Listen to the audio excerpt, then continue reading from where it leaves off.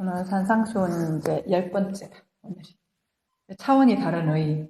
어떻게 보면 계명 들어가기 전에 마무리하는 그런 거고, 다음부터는 이제 본격적인 계명이 들어가는 거고. 그래서 오늘 제목은 차원이 다른 의라고 하는 제목으로 들어가 볼게요. 히브리어 복이라고 하는 말에 바라크, 히브리어로 바라크거든요, 복이. 그 바라크라는 단어 속에는 복과 저주의 의미를 동시에 가지고 있습니다. 다시 말하면 복이란 것은 나 자체가 복이 되지 않으면 바깥의 상황이나 그 어떤 것도 복이 될 수 없다는 것입니다. 내가 복이 되면 모든 것이 복으로 보이고 내가 저주이면 모든 것이 저주로 보인다라고 하는 존재 개념이죠. 그래서 참 진리를 이야기하는 성경은 그 복이 내가 되는 거, 내가 존재가 되는 거, 그걸 말해주는 책이고, 그 복 존재로 오신 분이 예수 그리스도시고, 그 복이 바로 우리의 생명이고, 그 생명은 곧 근원이신 하나님이십니다. 근원이신 하나님이 육신을 입고 죄의 모양으로 오셨습니다. 죄의 모양인 육신을 입고 오신 것은 우리가 존재하는 방식이 죄의 모양인 육신이기 때문이고, 그 육신 안에 천국이 있다는 것도 포함하고 있습니다. 그러니까 예수님, 하나님이 안 보이는 분이 왜 죄의 모양이라고 하는 육신을 입고 오셨나고 할 때는 여기서 이제 두 가지 이유를 잡은 거죠.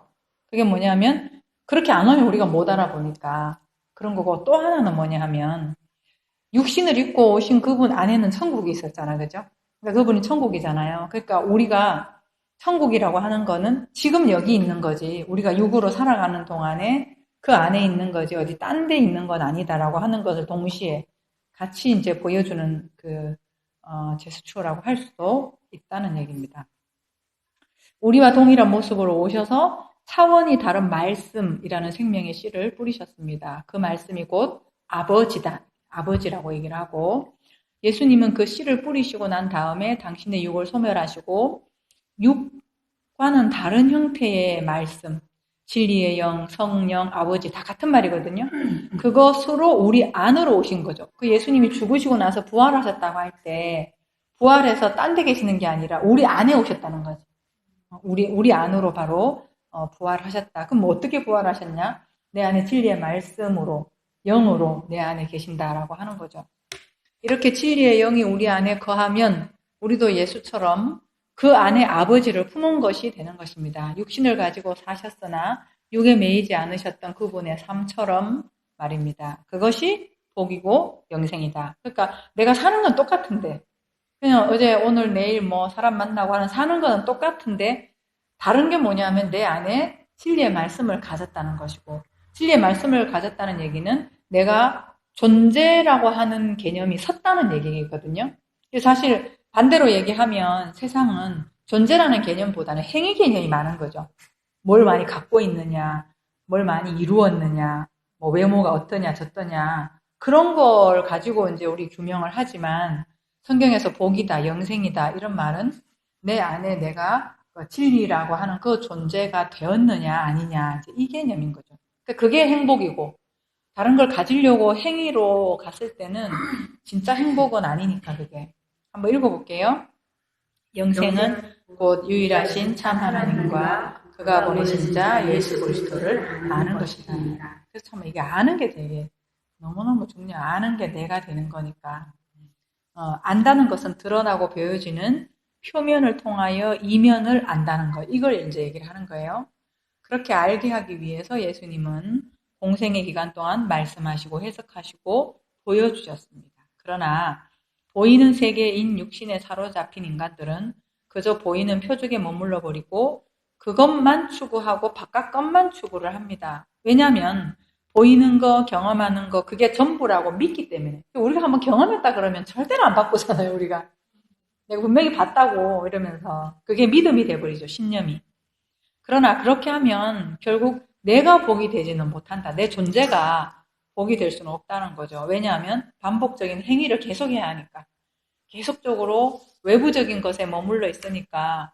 그러니까 반복적이다는 얘기는 본 사람은 또 봐야 돼. 자꾸 또 보고 또 보고 또 보고 해야 되고, 또 경험했던 사람은 또 색다른 경험해야 되고 색다른 경험해야 되고 하니까 끝이 없는 거지.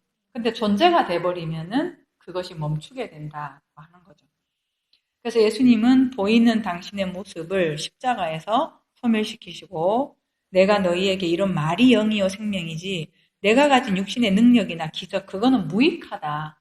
설명하려고 너희들한테 잠시 줬을 뿐이다. 그리고 기적이 있다 한들 뭐 인생 살다가 끝나면 기적도 사라지는 건데 그게 어떻게 영생이 되겠냐 이런 말이죠. 그래서 한번 읽어볼게요. 살리는 것은 영이니 육은 무익하니라. 내가 너희에게 이런 말은 영이요 생명이라. 그래서 그분은 말을 주셨는데 그분이 주신 말은 영이고 생명이다. 그래서 그 말을 이제 영으로 들으면 진짜 아버지고 진리고 영인데 그분의 말을 그냥 어떤 그 율법 행위로 들으면 또 바깥에만 머물러 있는 그런 거죠. 사실은 왜냐하면 예수님이 하신 말이 영이요 생명이라 그랬는데 지금 산상수훈에 나타나 있는 예수님의 말씀도 일반적으로 하는 설교들은 영이요 말은 안 되는 거라 또. 우리가 다음부터 할 계명이 예를 들어 살인하지 말라, 형제를 미워하면 지옥 간다, 뭐 이렇게 얘기 나오잖아요. 그러면 문자 그대로 그냥 하는 거지. 여기 형제를 미워하면 지옥 갑니다. 이렇게 하는 것 자체가 영이요 생명이 안 되게 설교를 문자대로만 한다는 거죠. 근데 예수님은 그런 문자에 있는 이면을 말씀을 하신 건데 그렇게 알아들어야 영이요 생명이 된다는 거죠. 여기서 유익이 무익하다. 이 말이 뭐냐면 우리의 유기하고 있는 내가 그러니까 우리가 하고 있는 게 뭐냐면 내가 무엇을 하느냐, 무엇을 가졌느냐, 어떤 게 선하냐, 어떤 게 악하냐 하는 것 자체가 유기라는 얘기예요. 여기서 하는 육이 뭐냐라고 했을 때 뭐 욕심 부리고 이런 개념이 아니라 우리의 육신 자체가 하고 있는 게 선악 개념이라는 거죠. 선악 개념이고 자꾸 분리하고 그 어떤 거는 좋은 거고 어떤 거는 안 좋은 거고 이거는 뭐 나쁜 거고 이거는 뭐 하여튼 이제 구분하는 거 있잖아요. 그런 거 자체가 무익하다는 거죠. 이거는 나한테도 그런 거예요. 나한테도 너는 이러면 안 되고 너는 이래야 되고 이런 거 있잖아. 나한테도 너는 이래서 나쁘고 이래서 좋고 어떤 나의 선한 행위나 내 생각이나 이런 걸 가지고 나를 판단하는 거 있잖아요. 그게 무익한 짓을 하고 있다는 거예요. 그런데 우리는 부지런히 그 일을 우리 그거밖에 모르니까 자꾸 나를 때로는 자책하거나 비난하거나 이렇게 하고 있잖아요. 근데 그게 무익하다. 근데 그 영은 뭐냐 하면은 네가 누구냐를 알게 해준다는 거죠. 그런 어떤 잘했다 잘못했다로 판단받는 존재가 내가 아니고 그건 세상에서 만들어 놓은 기준이고 나는 영이신 하나님과 온전한 존재다라고 하는 것이 우리의 구원인 거죠. 그렇게 아는 것이. 그게 뭐다? 복이다. 왜냐하면 이 복이라고 하는 거는 나의 어떤 행위나 그런 거에 왔다 갔다 하는 건 아니거든. 내가 지금 앞으로 어떤 삶을 살지는 모르겠지만 그럼에도 불구하고 변치 않는 거. 내가 누구냐를 아는 것이 복이 되잖아요. 나는 나는. 그치. 참 몰라. 어떻게 이렇게 모르지? 근데 모른다라고 하는 거를 아는 것 자체가 인식하고 있다는 거. 내가 나를 안다고 생각하잖아. 모르면서. 보통 우리가. 나를 안다는 거는 이제 내가 지금까지 살아온 어떤 삶의 패턴을 안다는 거고 또 하나는 하나님과 연합된 나가 진짜 나라고 하는 거. 그거를 아는 거. 그게 복이다. 그것이 존재다. 이런 거고. 그 존재의 정체성이 뭐냐면은 하나님과의 연합된 정체성이고 그것은 영원한 정체성이기에 복이다. 이런 개념이죠. 근데 이런 과정을 이벌려로 가르치신 현장인 산상수훈이에요. 그래서 여기 제가 이제 복습을 좀 이렇게 좀 간단하게 해놨는데 산상수훈인데 그 과정이 어떻게 되냐면 먼저 심령이 가난한 자는 이렇게 시작하잖아. 진리에 대한 갈급함으로 시작하며 6월절 어린 양의 고난으로 문이 열리게 되고 그 다음에 온유한 자, 의가 되고 긍휼이 되고 청결이 되고 화평이 되는 훈련을 광야에서 이제 받는 거죠. 그리고 마지막으로 뭐라고 얘기하냐면 박해다 이렇게 얘기해요. 의를 위하여 박해를 받은 자는 복이 있나니 이렇게 얘기했잖아요. 근데 그 박해가 물리적인 협박을 이야기하는 게 아니에요. 우리가 뭐 교회 간다고 막 부모님한테 두들 맞고 이런 거 뭐 간증에도 많이 나오는데 그것도 뭐 될 수는 있겠지만 그런 게 아니라 내가 그렇게 의가 되고 보니 복이 되고 보니까 세상 구조와는 너무나 다르다. 내가 믿고 있던 거가 너무 달랐네 하고 또 내가 이제 이렇게 진리가 되다 보니까 이 세상 구조하고 너무 다른 거지. 너무 다른 거를 경험하는 거. 그거를 박해다 이렇게 얘기를 하는 거예요. 그리고 육을 입고 있는 내 자신의 율법 구조가 늘 내 안에 도사리고 있으면 아는 거. 이게 박해라는 거예요. 그러니까 내 안에서 내가 하는 꼴을 못 보잖아. 내가 뭘 하나를 실수를 하거나 내가 뭘 이제 뭐 제대로 기준에 못 미치거나 이러면 내 안에 다른 율법 구조가 있잖아. 그것이 그냥 나를 못마땅하게 하는 거잖아. 그게 박해라는 거지. 그거를 이제 알게 된다라고 하는 거죠. 요게 마태복음 5장 3절부터 12절까지를 정리를 간단하게 한 거고, 요렇게 복이 된 자들, 그런 자들은 언약의 소금이다. 하나님의 언약인 복을 알고 깨달아 마음의 간직함으로 자신이 약속이 된 자다. 그러니까 이게 다 같은 말이에요. 약속이 되었다, 복이 되었다, 생명이 되었다, 진리가 되었다, 하나님과 연합되었다. 뭐 이런 게 같은 개념이죠. 그래서 그 내면의 약속을 소금이라고 하고 그 소금을 밖으로 드러내는 것이 빛이다. 빛은 바깥으로 비추어지는 거니까. 그래서 여기서 빛이라는 것은 참을 이야기한다면 어둠이라는 것은 우리 사람들이 하는 익숙한 것들. 그게 어둠에 있다. 이렇게 얘기하는 거예요. 근데 우리는 지금 뭐 하냐면은 어둠 가운데서 서로 빛과 어둠을 구분하고 있는 거지. 내가 빛이네, 너는 어둠이네. 이러고 있는 거지. 근데 하나님은 니네들 하는 거 전부 어둠이야. 이렇게 얘기를 하는 거고. 이제 그것들의 이제 가장 큰 기준점이 도덕주의, 율법주의 등을 말하는 거죠. 이런 구조의 사람들에게 참 진리의 빛이 되는 자들이 복이 된 자들, 소금이 된 자들이라는 말이라는 거죠. 요게 13절부터 16절까지의 정리고, 그래서 예수님은 사람들의 익숙한 율법과 선지자를 폐하러 오셨어요. 그러니까 우리가 가지고 있는 법, 우리가 가지고 있는 가치, 그걸 아예 폐하러 오셨어요. 왜? 그 폐함이 완전케 되는 거기 때문에. 그래서 지금 그 일을 효심이한테 하고 있다라고 하는 것을 지금 들은 거고, 이야기를. 그러니까 이제 폐하는 거지. 폐한 걸 세우는 거니까. 그러니까 폐할 때 얼마나 아프겠냐고. 폐함이 세우는 거다. 그치. 폐함이. 다른 말로 하면 죽음이 생명이다.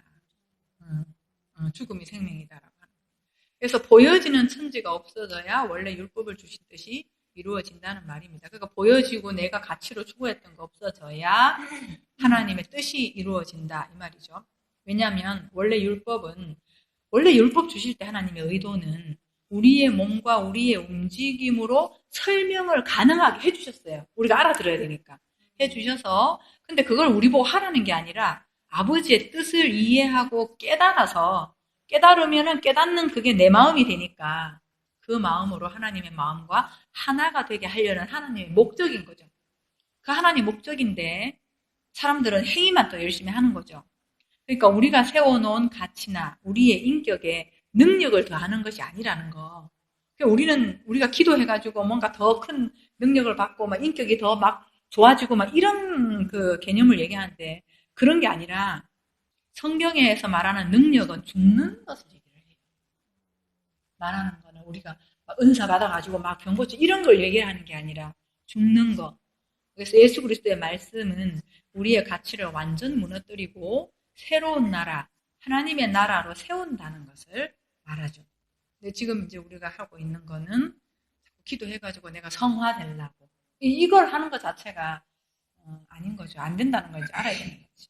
여기까지가 18절까지 정리고 나타난 성전과 보이는 율법을 통해서 하나님의 마음을 아는 자를 성경에서는 큰 자다 이렇게 얘기를 하고 그 마음은 모르고 그저 계명을 행위로 지키기에만 머물러 있는 자들은 작은 자다라고 하는 게 이제 19절에서 얘기하는 거고 오늘은 이제 21절부터 본격적인 계명이 들어가는데 본격적 계명을 풀어주시기 전에 천국을 다시 한번 마지막으로 설명을 해주세요.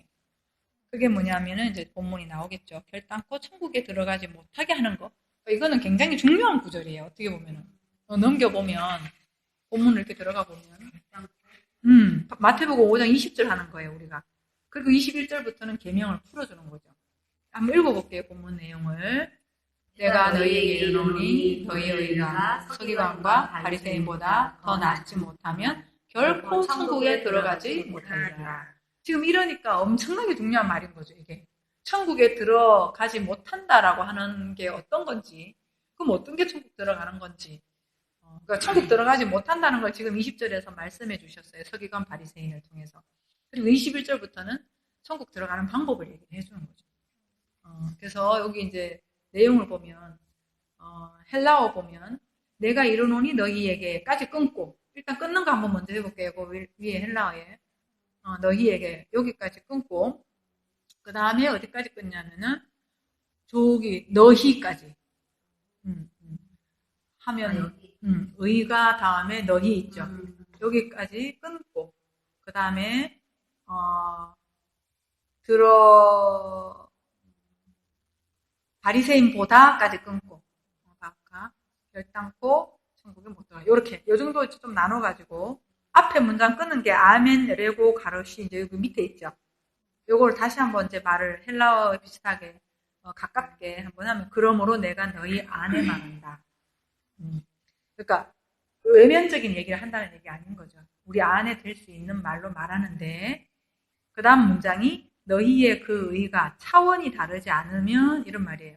그러니까 여기 지금 우리나라 우리 개혁 성경에는 뭐라고 나와 있냐면은 너희 의가 더 낫지 못하면 낫다 이런 개념 단어가 조금 더 나아야 된다 이런 개념이잖아요. 근데 그게 아니고 차원이 달라야 된다 이런 말이에요.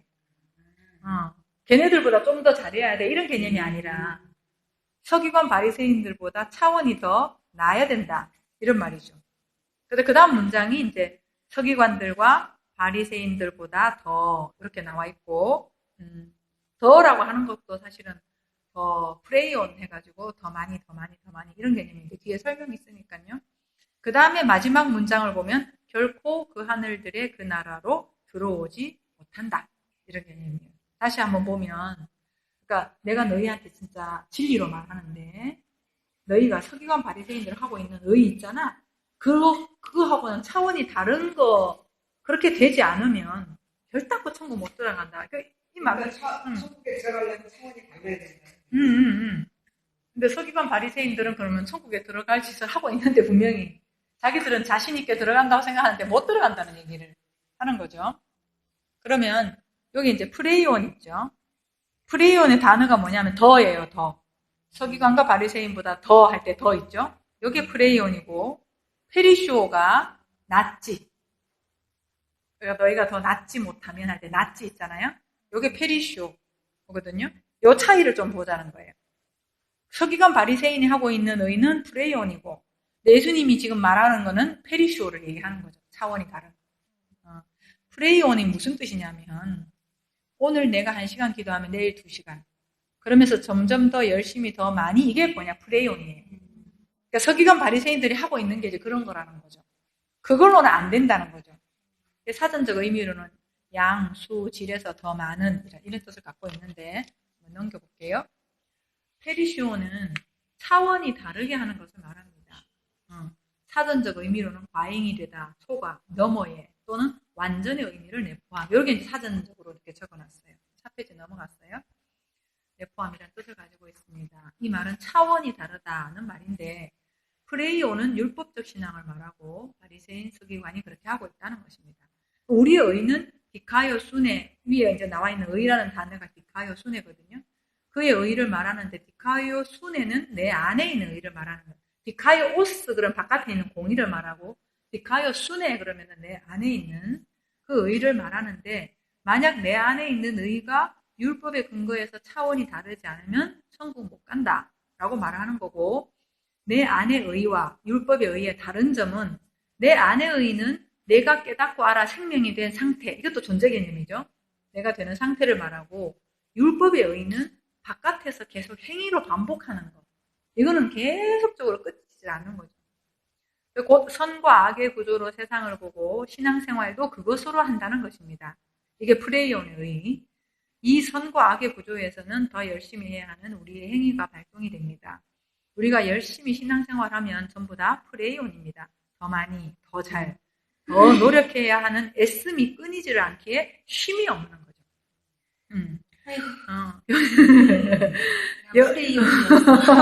우리가 이제 다 이제 그러고 있고, 이거 알아도 또 그러려고 하고 막 이런 거. 그래서 비교와 경쟁 개념이 자동적으로 파생되는 거죠. 율법의 정신이 원래 그렇습니다. 이러한 율법에 대해서 듣고 차원이 다르게 가지지 않으면 천국에 못 간다. 이렇게 말하고 있는 거고. 성경에서 바리새파 이게 단어가 참 신기해요. 바리새파를 끌어들였을 때는 그들의 그룹을 말하는 게 아니에요, 사실은. 율법이라는 성질이 노모스거든요. 둘로 나누는 거. 좋은 거, 나쁜 거, 정한 거, 부정한 거. 내 마음이, 우리 마음이 두 마음이죠. 갈라져 있으니까. 그런 내가 바리새인인데, 이제 지금부터는 바리새인과 서기관을 좀 살펴보려고 하는데, 서기관은 간단히 보면 그냥 기록자, 그람마인데 기록자라는 뜻이고, 바리새인은 양자로 율법을 나누는 것이라면 서기관은 그냥 기록 자체를 율법책이라는 말이에요. 근데 이제 뭐 서기관은 이제 그렇고, 바리새인이라는 말이 나누다, 분리하다 이런 뜻이고, 히브리어 파라시에서 온 거거든요. 파라시. 근데 여기에 바리새인이라는 파라시가 밑에 제가 이제 그 단어를 갖고 왔거든요. 이게 히브리어예요. 스트롱 코드 6566, 6567 이렇게 71까지 있는데 한번 보세요. 파라스, 파라시, 페라시, 페레시 이게 다르잖아요. 근데 히브리어는 어때요? 똑같아요. 그러니까 여기 뭐 밑에 점 있고 위에 점 있고 이런 건 모음이거든요. 그러니까 모음에 따라서 읽는 게 파라스, 파라시 이렇지만 뜻은 같다는 얘기예요. 이게 지금 히브리어 글자는 의미잖아요. 의미. 철자 하나하나. 페, 로시, 쉰 이런 거. 여기 이제 이런 거 의미인데, 파라스는 무슨 뜻이냐면 산산이 부수다, 흩다, 깨뜨리다 이런 거예요. 지금 우리는 바리새인을 보고 있어요. 바리새인의 어근이 파라시인데 산산이 부수다. 근데 6577 가보세요. 6567 가보세요. 5페이지 넘어가서. 6567가 파라시죠. 파라시가 뭐예요? 분리하다. 비슷하죠? 근데 페라시 보세요. 명시하다, 명백하게 이렇게 돼 있고, 그 다음 밑에 6569에 페레시 보세요. 이게 뭐예요? 배설물. 그럼 누가 떠오르죠? 배설물 같다 했던 바울. 배설물. 근데 6571에 가면 파라시가 있어요. 그게 뭐예요? 그게 뭐? 말. 타는 말. 이거 타는 말 있잖아요. 여기 보면 승마용의 한 마리가 아니라 차량과 연결되어 끄는 말, 뭐 이렇게 돼 있죠. 그러니까 바리새인이라는 말이 파라시에서 나왔는데, 이 파라시의 뜻을 보니까 이런 뜻을 갖고 있더라. 기본적으로는 분리하다, 뭐 나누다, 이런 그 율법 구조를 얘기를 하는 거죠. 근데 그것과 더불어서 똑같은 의미를 가진 게 배설물이다. 이 말이고, 그 다음에 말도 그런 용어로 쓴다는 거죠. 타는 말.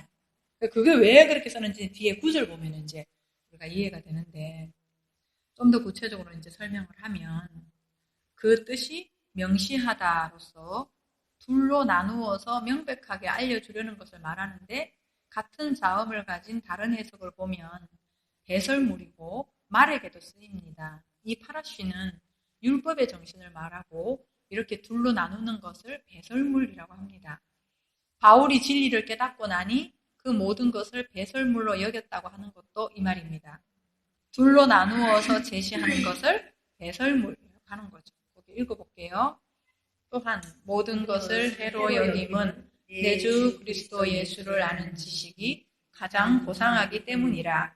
내가 그를 위하여 모든 것을 잃어버리고 배설물로 여김은 그리스도를 얻고 그 안에서 발견되려 함이니, 내가 가진 의는 율법에서 난 것이 아니요 오직 그리스도를 믿음으로 말미암은 것이니 곧 믿음으로 하나님께로부터 난 의라.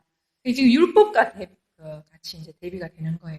율법을 뭘 했다? 배설물이다. 배설물로 여겼다. 사도 바울이 이렇게 얘기하는 거고, 밑에 두 구절도 한번 읽어볼게요.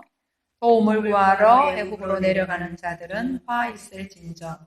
그들은 말을 의지하며 병거의 많음과 마병의 심히 강함을 의지하고 이스라엘의 거룩하신 이를 앙모하지 아니하며 여호와를 구하지 아니하나니, 애굽은 사람이요 신이 아니며 그들의 말들은 육체요 영이 아니라 여호와께서 그의 손을 펴시면 돕는 자도 넘어지며 도움을 받는 자도 엎드러져서 다 함께 멸망하리라. 지금 배설물 하나 봤잖아요. 근데 이사야서에는 하나님이 뭐라고 하냐면은 애굽의 말들을 의지하지 마라. 너희는 애굽으로 내려가지 마라. 이렇게 돼 있는 거죠. 그 말들은 뭐라고 하냐면 육체요 영이 아니라 이렇게 얘기하는 거예요. 그러니까 율법에다가 이것도 비유를 하는 거예요. 육이라고 하는 걸로 비유를 하고 있어서 말들을 의지하지 말라 이제 이렇게 얘기를 하는데, 성경에서 애굽은 사람이라고 상징적으로 해석을 합니다. 애굽의 반대가 하나님이고 하나님의 반대가 애굽이라고 볼 수 있겠죠. 그러게 하나님을 만들려면 사람 속에 살고 있는 그들을 끄집어낼 수밖에 없는 거죠. 애굽에 있는 그들을 끄집어내는 거잖아요. 그래서 여기서 육체와 말씀을 비교하고 있어요. 비교하고 있는데 육체가 타는 말이라고 하는데 이게 말이 그 홀스 말인데 여기서는 영과 반대로 쓰고 있는 거죠. 말을 갖다가 이것도 파라시에서 나온 거. 그래서 이제 애굽의 말들을 의지하지 말라라고 하는 거는 율법 구조가 아니라는 거죠. 그래서 영하고 지금 반대 개념으로 쓰고 있고 영은 성령을 말할 때 쓰는 말, 곧 진리를 말합니다. 참 말이 또 말이고 어째 비슷하죠. 말은 말인데 우리 말도 말이고 그래서 그 말은 반대로 육신이라고 해석할 수 있습니다. 성경에도 그렇게 쓴다는 거죠. 이사야서에서. 그래서 바리새인의 의미는 바로 이런 의미다. 그들이 기록하고 쪼개놓은 율법은 프레이온밖에 할 수가 없다는 말입니다. 그 프레이온은 스트롱코드 4183의 비교급 이렇게 있어요. 거기 들어가면 프레이온이 4183의 비교급이라고 했는데 그 비교급 찾아가 보면 그 말의 뜻이 폴리스라고 해서 뜻이 뭐냐면은 양이 많은 이라는 뜻을 가지고 있어요. 그러면 폴리스에 많다는 말이 성경에서 뭐라고 쓰냐면 부자 할 때. 여기서 이제 프레이온의 뜻이 폴리스를 말하고 있고 폴리스의 뜻이 양이 많은, 뭔가 많이 하는 이런 개념인데 그게 이제 성경에서는 부자 개념인 거예요. 그 성경에서 말하는 부자 개념은 돈이 많은 걸 부자라고 얘기를 한다기보다 성경에 나온 재물도 마찬가지 전부 다 율법 구조를 얘기를 하는 거예요. 자기 의가 많은 거. 자기 의가 많은 거를 부자다. 그래서 바리새인들 부자다 이렇게 얘기를 하죠. 의가 많은 의가 내 안에 그득한 자. 그래서 심령이 가난한 자가 복이 있다. 이 말이. 그 부자가 이제 좀 이따 이제 우리 이거 한번 찾아볼 거거든요. 그래서 성경에서 부자는 천국을 못 간다고 하고 가난한 자가 간다고 말을 합니다. 성경에서의 가난한 자는 말씀에 대해 갈급한 자고 부자는 말씀에 대한 갈급이 없다. 이 말이죠. 그 말을 프레이온으로 쓰고 있는 것입니다. 근데 우리는 모두 다 프레이온 구조에 있습니다. 이것으로 차원이 다른 게 있다는 것을 알면 그 프레이온 하는 것이 나쁘다는 게 아니라 거기 머물러 있는 거죠. 나쁘다는 개념도 하나님 보시기에 나빠 이런 개념이 아니라 우리한테 나쁜 거예요. 하나님 나쁘다는 거는 우리는 좋은데 하나님은 나쁘고 이런 개념이 아니라 하나님이 나쁜 거는 우리한테도 나쁜 거를 나쁜 건데 이제 하나님이 어떨 때는 막 좀 우리를 너무 골탕먹이게 하는 것 같기도 하고 막 그러는 그게 아니라 프레이온 가지고 진짜 하나님의 뜻을 찾아라 이렇게 말씀하시는 거고 찾게 해주겠다. 그래서 가난한 자 스토크스인데 가난한 자가 되면 프레이온 가지고 페리쇼를 찾으려고 갈급게 되는 거다. 지금 이제 우리가 그런 상태에 있는 거고. 그래서 마태복음 19장 16절부터 이제 한번 살펴볼 건데 성경책 안 갖고 왔어요? 그러면은 이걸 하니까 19장 16절부터 보면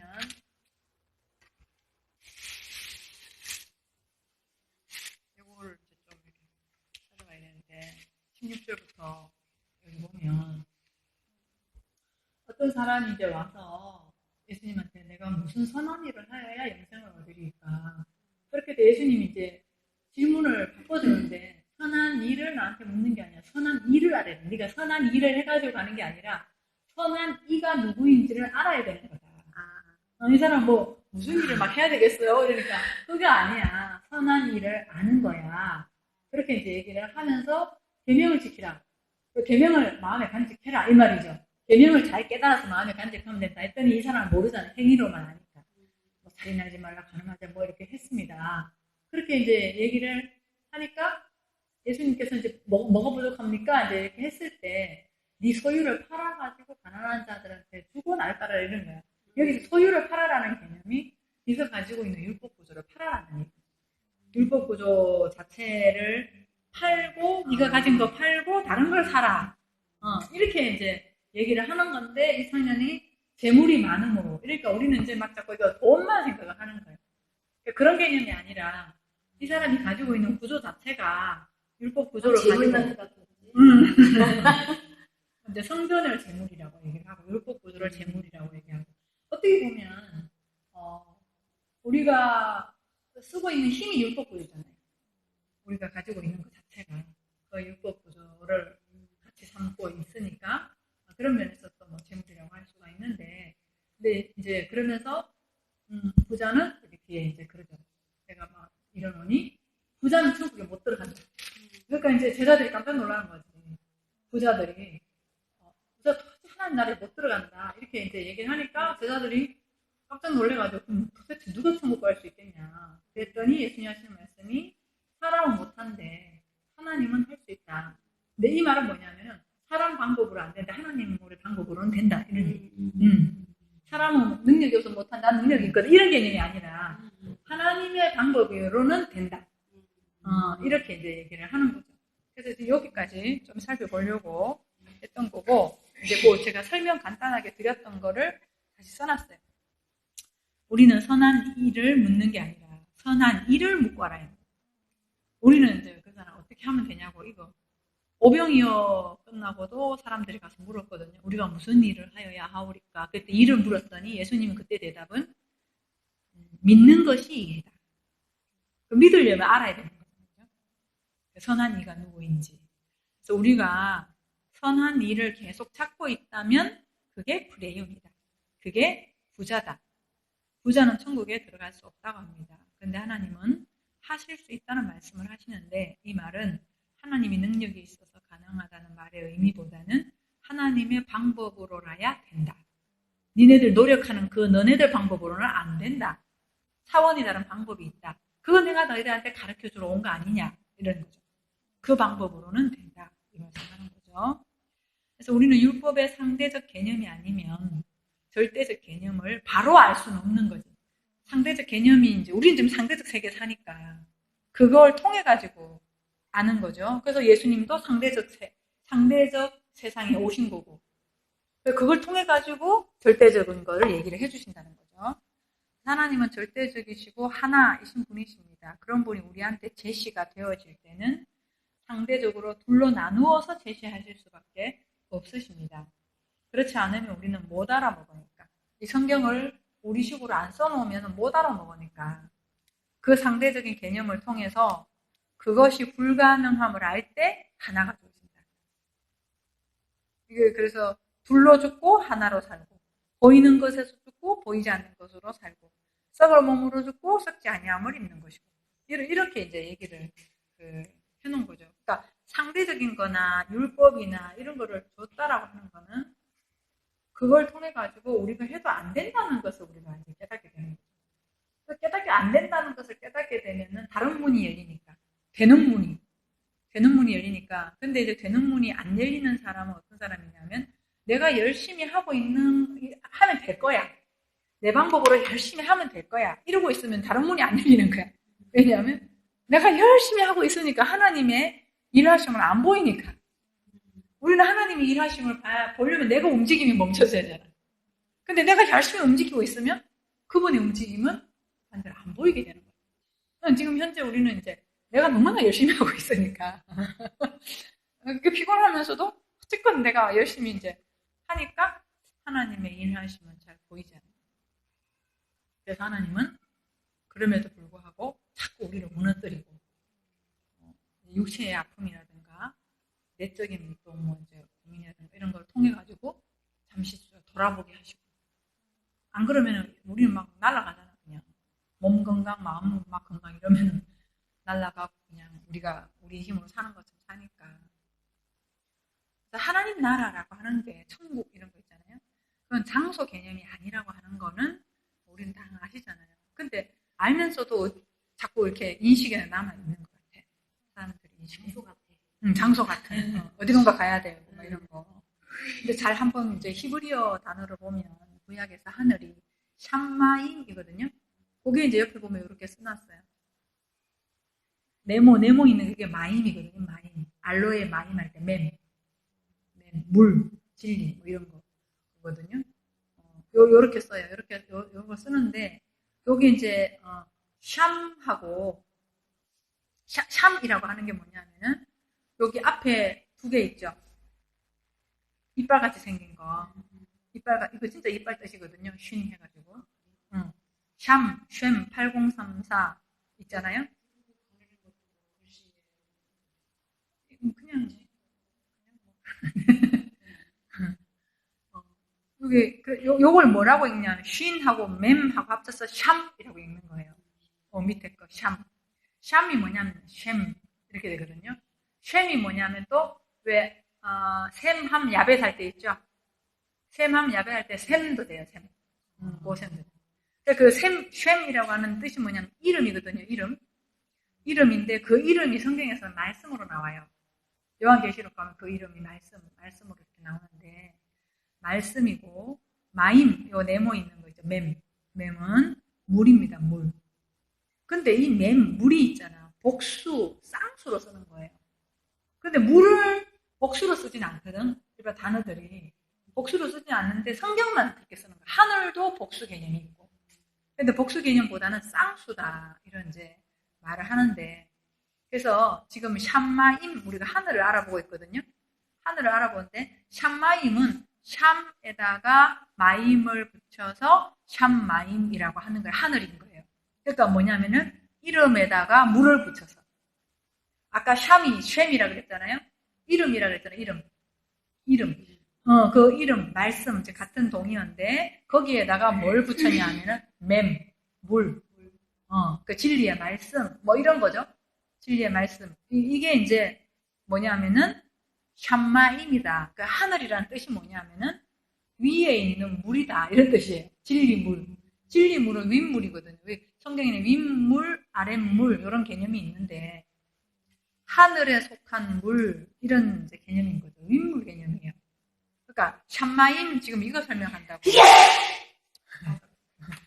하늘이라고 하는 게 우리가 지금 우주 바깥으로 지구 바깥으로만 나가도 하늘이 없다 그러거든요. 하늘이 없대. 우주선 타고 간 사람들이. 근데 이제 하나님이 하늘과 땅 개념으로 설명을 해준 거는 차원이 다른 걸 얘기하는 거죠. 땅적 존재인 우리들이 하늘적 존재가 되는 거. 그거를 이제 우리한테 얘기를 해주는데, 그럼 하늘적 존재는 뭐냐면은 진리의 물이 된 자들, 말씀의 물이 된 자들, 그게 하늘이다. 이렇게 얘기를 하는 거예요. 윗물, 아랫물은 바다 개념으로 설명을 하고, 그래서 한번 볼게요. 세상에 어떤 언어도 물을 복수로 쓰지 않습니다. 그래서 천국을 다른 말로 하면 거기에 물이 있다. 이런 말입니다. 그래서 성경에 에덴부터 시작해서 물이 흐릅니다. 물은 굉장히 우리 몸도 중요하죠. 독생자 예수를 예표하는 이삭의 신부를 구할 때도 우물에서 물을 대는 신부를 구하고, 또 넘어가 볼게요. 신약으로 오면 수가성 여인에게 물을 찾으시고 물을 갖지 못한 여인에게 물을 가진 남자가 생수를 주십니다. 남자가 부모로 떠나 여자와 한 몸이 되려고 오심이 예수 그리스도이십니다. 요한계시록에도 성전에서 물이 흘러나와 약재료가 되어 물고기가 살고 만국을 치유하게 한다고 되어 있습니다. 그래서 예수님이 오셔서 수가성 여인에게 여인이여 너 물 좀 대봐. 물 있냐? 그렇게 얘기를 하니까 이 여인이 왜 나한테 물 달라고 해요? 근데 예수님이 그 여인한테 내가 물을 줄 수 있는 자라는 것을 알려주시려고 그렇게 물으신 거죠. 그래서 이제 신부들한테 자꾸 물 달라 그래요. 이삭도 신부한테 물 달라 그러고 뭐 이렇게 야곱도 그러고 물 달라 그러거든요. 그러니까 물이 있어야 된다는 거죠. 그리고 이제 여기 내가 적어오지 않았는데 성경에서 구름 그러면은 비를 머금은 걸 얘기하거든요. 근데 비를 머금었다는 얘기는 물을 머금었다. 진리를 줄 수 있는 자들이 되었다 할 때 구름이라고. 그래서 하나님의 임재가 있을 때는 한 구름이 이렇게. 성경적으로. 그러니까 성경의 단어들이 이렇게 히브리어 철자로 이렇게 보면 이렇게 의미가 있는 게 너무 재밌더라고. 근데 처음에는 문자가 신성 문자였잖아. 맨 처음에. 그 문자는 신을 설명하는 문자였는데 적어도 상형 문자까지는 그래서 신의 산 문자인데 이거 그 십계명이 근데 페니키아로 오면서 바뀌어진 이제 좀 변질되기 시작하는 거예요. 변질되면서 상업용으로 서로 이제 자기들에 맞게 상업용으로 쓰면서 그때부터 이제 의미를 자꾸 잃어가게 되는. 그러다가 지금 우리가 쓰고 있는 거는 거의 뭐 신적인 문자라고. 예를 들어서 우리가 히브리어 그 첫 글자 알레프가 소에서 왔다 그랬잖아요. 그때 우리 했잖아요. 이게 알레프가 소뿔에서 온 거거든요. 처음에는 소에서 왔고 그러다 간편하게 한다는 게 뿔에서 왔고 그래가지고 그거 첫 글자를 영어에서는 A로 쓰고 이렇게 만들어서 지금은 어떻게 우리가 A를 보면서 이 소라고 하는 것이 숫자 1을 말하고 하나님을 말하는데 A를 보면서 이걸 하나님을 말하는 거야 라고 생각하는 사람 아무도 없는 거지. 왜냐면 언어가 이제 많이 이렇게 변천하면서 우리식으로 그냥 썼기 때문에. 그래서 지금 이제 우리가 공부하면서 언어 공부하는 거는 거슬러 올라가서 원래 의미가 뭘까? 원래 의미가 뭘까? 이거를 이렇게 가다 보니까 되게 재밌더라고. 그래서 내가 행진하라라고 하는 것도 그거를 이제 그런 의미에서 한번 찾아보고 우리 행진 그러면은 그냥 우리가 이렇게 행진하는 거 그런 개념인데 성경에서 말하고 있는 행진이라고 하는 그 단어 자체를 보면 히브리어는 아까 우리가 단어 이렇게 하나 있었잖아요. 히브리어는 모음도 없고 원래가 그냥 뜻 이렇게만 돼 있는 거지. 그래서 그 뜻을 이렇게 찾아가 보면은 거기에 이제 의미가 다 있는 거고. 그러니까 우리는 하늘 이렇게 얘기하면 그냥 우리가 생각한 하늘 있잖아. 근데 거기 가서 뜻을 이렇게 보니까 거기에 물이 있다 이런 뜻이고. 아 하늘이라는 것은 물이 있다는 거네. 그럼 물을 먹으면서 내려줄 수 있는 자는 구름이라는 거네. 이것까지 이제 그래서 여호와의 교훈은 비처럼 내리고 그러니까 비를 진리의 말씀으로 위에서 아래로 흐르는 물은 항상 위에서 아래로 흐르는 원리. 그러니까 우리가 하나님 앞에 올리면 쓰나미. 근데 우리 지금 쓰나미를 많이 하고 있는 그런 거죠. 그래서 계시록에도 보면은 보라 이제 구름 타고 예수님이 다시 오시리라 이런 얘기가. 우리는 이제 구름 타고 막 선호공천 올 그런 예수님을 생각하잖아요. 이미 예수님은 오셨을 뿐만 아니라 구름 타고 온다는 개념이 타고가 아니에요. 아니고 구름과 함께 오시리라. 구름과 함께 온다는 얘기는 무슨 얘기일까? 비를 머금은 자들 안에서 함께 온다는 얘기죠. 그러니까 지금 이 시대에 예수님이 이미 오셨고 근데 이제 아직까지 내 안에 그게 되지 않은 사람들은 그럼 예수님이 어떻게 오시냐? 구름, 비를 가진 자들의 말씀을 통해 가지고 비가 내리는 그런 얘기인데 우리는 구름 타고 그것만 기다리고 있으면 안 오는데 그는 영원히 안 오는데 너무 이제 만화 같은 것만 자꾸 이제 붙들고 있는 거죠. 이미 오셨고 지금 이제 비가 이렇게 내려가고 있는 거고 비가 오고 있는 거고. 자 그래서 내가 하늘들이 되고 내가 성전이 되면 물을 가지게 되고 그 물은 가뭄이 있는 곳에 물을 댈 수 있습니다. 이것이 현재 천국이고 성경에서 말하는 물된 동산이고 그 물을 댈 수 있는 사람이 천국이다. 바리새인의 천국은 차원이 다르니 이 천국으로 들어가지 못한다고 하는 것입니다. 그래서 예수께서는 차원이 다른 그것을 차근차근 설명해 주십니다. 그것이 다음 시간부터 있을 21절 말씀. 살인하지 말라, 간음하지 말라, 거짓 증거하지 말라 이거. 그거를 문자 그대로 거짓 증거하지 말라 하면은 거짓말하면 안 돼요, 여러분. 이런 개념이 아니라 하나님의 거짓 증거가 뭔지, 간음도 하나님의 간음이 뭔지 이걸 알아요. 옛 성전에 무너지는 작업이다. 이게 참 진리를 알아서 좋기는 한데 진리를 알면 거짓이 내 것인 줄 알고 믿고 살았다면 그게 또 깨지는 작업이 있으니까 그게 이제 옛 성전에 무너지는 거죠. 그러나 옛 성전이 무너짐과 동시에 새 하늘과 새 땅이 내 안에 세워질 것입니다. 결론 볼게요. 우리가 예수를 믿는다는 것은 밖에 그 예수님을 추종한다는 이야기가 아닙니다. 그 예수처럼 우리도 사는 것을 말합니다. 그는 이 세상에 살았으나 이 세상에 묶이지 않으셨습니다. 사람들과 어울리셨지만 섞이지는 않으셨습니다. 철저히 고독하시면서도 사람들을 외면하지도 않으셨습니다. 이미 그분은 모든 것을 가지셨으므로 세상 그 어떤 것에도 의지하지 않으셨습니다. 우리는 이런 말을 들으면 그분을 모델로 삼아서 우리도 그렇게 살려고 하는데, 우리도 예수님 본받아서 그렇게 살자 이렇게 하는데 그렇게 해서 되는 것이 아닙니다. 그저 우리는 그분의 말씀한테 좋아하려 귀를 열어야 합니다. 그렇게 그분의 말씀이 깨달아지고 들려지면 그 말씀이 내게 들어와 생명이